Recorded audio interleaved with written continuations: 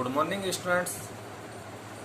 आज हम कक्षा 12 की अनिवार्य हिंदी की पाठ्य पुस्तक पीयूष प्रभा का दूसरा अध्याय, जो मोहनदास करमचंद गांधी द्वारा लिखित रचित एक आत्मकथा सत्य के प्रयोग, जिसके दो अंश हमने पहले पढ़े थे।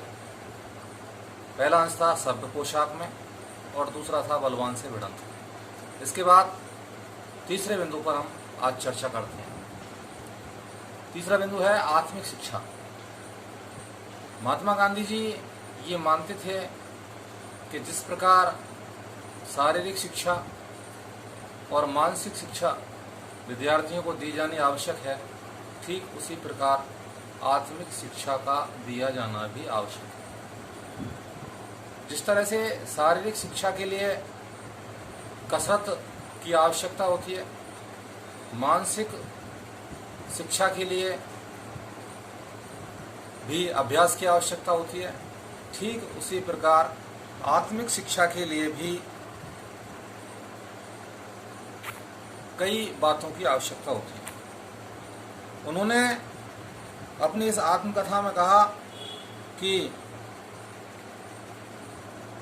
आत्मिक शिक्षा देते वक्त यह कोई आवश्यक नहीं है कि आप अपने धर्म ग्रंथों का ही अध्ययन कराएं। आत्मिक शिक्षा से आशय है कि अपनी आत्मा का शुद्धिकरण, यानी हम अपनी आत्मा को इस तरह से पवित्र और निर्मल बना दें कि हम हमेशा सही आचरण करें। कई शिक्षाविद आत्मिक शिक्षा को चौथे आश्रम तक मुलतवी करते हैं। मुलतवी का अर्थ आगे खिसकाते हैं कि आत्मिक शिक्षा जो है वो विद्यार्थी के लिए आवश्यक नहीं है। ये अंतिम चौथे आश्रम में, यानी संन्यास आश्रम जो होता है, उस समय आत्मिक शिक्षा की आवश्यकता होती है। किंतु महात्मा गांधी जी ये मानते थे कि ये आवश्यक नहीं है। उस समय तक बहुत लंबा समय निकल चुका होता है। जो ज्ञान हमें प्राप्त करना होता है उसमें हम काफ़ी देर कर देते हैं। अब बात आती है कि आत्मिक शिक्षा किस प्रकार दी जाए। उन्होंने बताया कि मैं बालकों से भजन गवाता था, उन्हें नीति की पुस्तकें पढ़कर सुनाता था, किंतु इससे मुझे संतोष ना मिला। जैसे जैसे मैं उनके संपर्क में आता गया, मैंने अनुभव किया कि यह ज्ञान पुस्तकों द्वारा तो दिया ही नहीं जा सकता। उन्होंने कहा कि अगर विद्यार्थी को आत्मिक शिक्षा का ज्ञान कराना है तो उससे पहले शिक्षक को अपने व्यवहार, अपने आचरण पर संयम रखना होगा। अध्यापक अपने विद्यार्थियों के सामने जिस प्रकार का व्यवहार प्रतिदिन प्रदर्शित करता है, विद्यार्थी उसी व्यवहार को सीखता है। अगर अध्यापक प्रतिदिन झूठ बोलता है तो अपने विद्यार्थियों में भी इसी प्रवृत्ति को बढ़ावा देता है। इसलिए उन्होंने बताया कि जब मैं टॉलस्टॉय आश्रम में विद्यार्थियों को पढ़ाता था तो उस विद्यार्थियों के हितों के खातिर ही मैंने अपने आचरण और व्यवहार को संयमित रखा। तो कहते हैं कि आश्रम में एक विद्यार्थी ऐसा था जो बहुत लड़ता झगड़ता था और उद्यमी था। एक दिन उसकी शरारत के कारण मुझे क्रोध आ गया और क्रोध के कारण मैंने उसे रूलर से उठाकर मारना शुरू कर दिया। वो विद्यार्थी जो जब मैंने मारा तो उस समय मैं स्वयं कांप रहा था, क्योंकि वो मेरे से भी ज़्यादा बलवान था।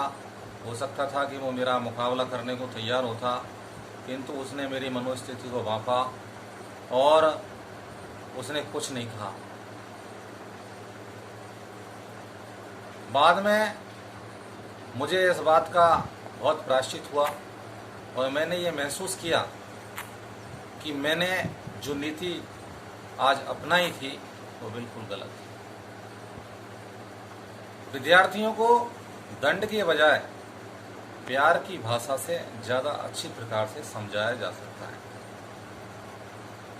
उन्होंने कहा कि अगर शायद मैंने उस विद्यार्थी को उस दिन दंड नीति से पाठ नहीं सिखाया होता तो हो सकता है उसके कुछ और परिणाम होते। उस विद्यार्थी के आचरण में कितना सुधार हुआ ये तो मुझे मालूम नहीं, किंतु मैंने ये महसूस किया कि ये नीति गलत है और आगे मैंने विद्यार्थियों के लिए कभी भी दंड नीति का प्रयोग नहीं किया। धन्यवाद। इसी क्रम में अगला बिंदु शांति निकेतन। रविंद्रनाथ टैगोर का एक सपना, शांति निकेतन। महात्मा जी अपनी इस आत्मकथा में लिखते हैं कि जब मैं राजकोट से शांति निकेतन गया तो शांति निकेतन के सभी शिक्षकों और विद्यार्थियों ने मुझे अपार स्नेह दिया। वहाँ पर सबसे पहले मेरी मुलाकात काका साहब कालेलकर से हुई थी। जब मैं वहाँ गया था तब मुझे पता नहीं था कि उनको काका साहब क्यों कहते हैं, पर बाद में पता लगा कि चाहे परिवार हो चाहे कोई संस्था हो, अगर हम सभी में एक पारिवारिक रिश्तों की तरह वार्तालाप हो तो उसका बहुत अच्छा असर जाता है। इसीलिए कालेलकर को काका नाम मिला, पढ़ के मामा बने, हरिहर शर्मा अन्ना कहलाए, दूसरों के भी यथायोग्य नाम रखे गए। शांति निकेतन में मेरे मंडल को अलग से ठहराया गया था। वहाँ मगनलाल गांधी उस मंडल को संभाल रहे थे। वहाँ का वातावरण बहुत अच्छा था। अपने स्वभाव के अनुसार मैं बहुत जल्द ही विद्यार्थियों और शिक्षकों से घुल मिल गया। मैंने स्वावलंबन की अवधारणा के अनुसार सभी के समक्ष एक प्रस्ताव रखा कि अगर सभी विद्यार्थियों और शिक्षकों का खाना हम सब मिलकर बनाएं तो बहुत अच्छा होगा। ये सिर्फ मेरा एकमात्र विचार था। सभी ने इस नई बात को मन से स्वीकार किया और सभी इसके लिए तैयार हो गए। पियर्सन ने प्रयोग को सफल बनाने के लिए दिन रात एक कर दिए और टोलियां बनी। एक टोली सब्जी काटने वालों की बनी, दूसरी अनाज साफ करने वालों की बनी, एक टोली बर्तन साफ करने वालों की बनी। लेकिन इस काम को 125 विद्यार्थी और शिक्षक भी एकाएक नहीं अपना सकते थे, अतएव रोजाना चर्चाएं चलती थी। पियर्सन ने बर्तन साफ करने का जिम्मा अपने ऊपर लिया। बहुत बड़े बड़े बर्तन विद्यार्थियों की मदद से साफ किया करते थे। बर्तन साफ करने में जब बहुत ज़्यादा थकान हो जाती थी तो कुछ विद्यार्थी सितार बजाकर थकान दूर करने का प्रयास करते थे।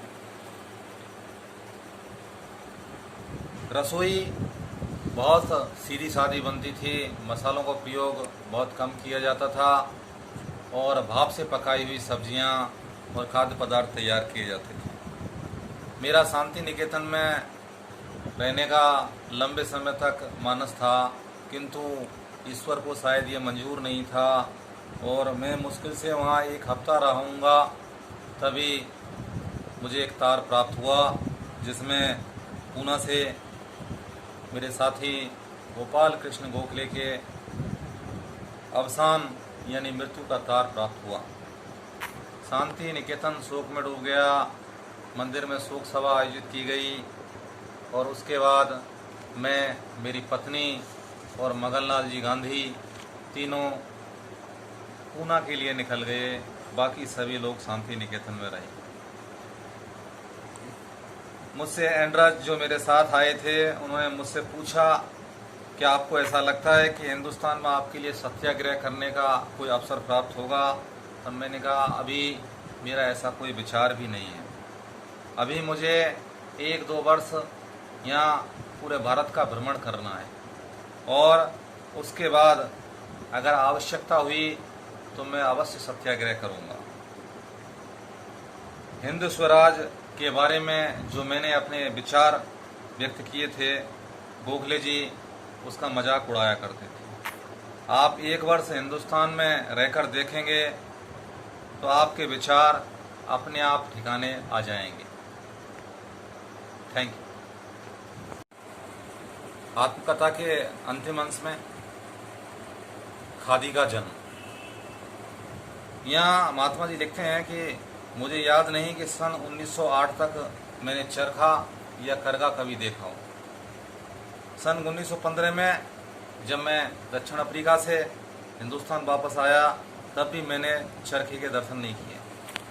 आश्रम के खुलते ही उसमें करगा शुरू किया था। करगा शुरू करने में भी मुझे बड़ा मुश्किल का सामना करना पड़ा। सब अनजान थे, अतः करगे के मिल जाने पर भी करगा चल नहीं सकता था। आश्रम में सब कलम चलाने वाले या व्यवसायी व्यक्ति थे। इसी क्रम में काठियावाड़ और पालनपुर से कुछ करगा चलाने वाले व्यक्ति लिए, किंतु उनसे इस चलाने की कला को सीखने में बड़ी समस्या है। मगनलाल गांधी इस काम में बहुत होशियार थे और उन्होंने इस काम में रुचि दिखाई और उन्होंने इस काम को सीखा। उनके जाने के बाद उन्होंने जब काठियावाड़ और गुजरात से आए हुए कारीगर चले गए तब उन्होंने अपने साथियों को इसमें शिक्षित करना शुरू किया। बहुत सारे युवक करगा चलाने में रुचि लेने लगे, किंतु बाद में एक समस्या आई कि हमें करगा चलाने के लिए जो धागा लेना पड़ता था, सूत के जो धागे थे, वो हमें स्वयं तैयार नहीं करते थे। अब मन में विचार आया कि क्यों ना हम लोग चरखे पर हाथ आजमाना शुरू करें, किंतु उस समय चरखे को चलाना हमारे लिए मुश्किल था, क्योंकि चरखा चलाने की कला में हम सभी लोग अनभिज्ञ थे। किंतु स्वराज की भावना मन में थी। अंग्रेजी वस्तुओं का बहिष्कार करना था, स्वदेशी वस्तुओं को ही स्वीकार करना था। इसलिए विदेशी वस्त्रों की होली जलाने के उद्देश्य से और अपने स्वयं के वस्त्र निर्माण के लिए हम अधीर हो उठे। जैसे तैसे एक चरखा मिला, किंतु समस्या ये थी कि चरखा कैसे चलाया जाए। सन 1917 में मेरे गुजराती मित्र मुझे बड़ौद शिक्षा परिषद में घसीट ले गए। वहाँ मेरी मुलाकात महासाहसी बहन जो विधवा थीं गंगाबाई से हुई। गंगाबाई बहुत हिम्मत की धनी थीं और बहुत समझदार महिला थी। वो कहीं भी उस समय अकेले आने जाने में भी नहीं घबराती थीं, घुड़सवारी कर लेती थीं, शारीरिक रूप से बहुत सुदृढ़ थीं, उनकी आवश्यकताएं बहुत कम थीं। जब मैंने चरखे की बात का प्रस्ताव उनके सामने रखा तो उन्होंने कहा, आप इस बात को भूल जाइए, इसकी सारी तैयारी मैं करूंगी। और उन्हीं के प्रयासों से आश्रम में चरखे पर सूत काटना प्रारंभ हुआ और स्वदेशी वस्त्रों का निर्माण हुआ। और इस प्रकार स्वराज की स्थापना में महात्मा जी का ये पहला कदम हुआ।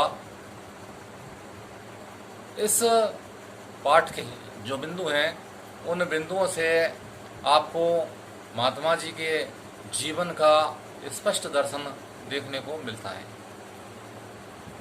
अगले वीडियो में हम इस पाठ से संबंधित प्रश्न उत्तर एवं कुछ कठिन बिंदुओं पर भी आपके साथ चर्चा करेंगे। आप मेरा अगला वीडियो देखना ना भूलें। जय हिंद, जय भारत।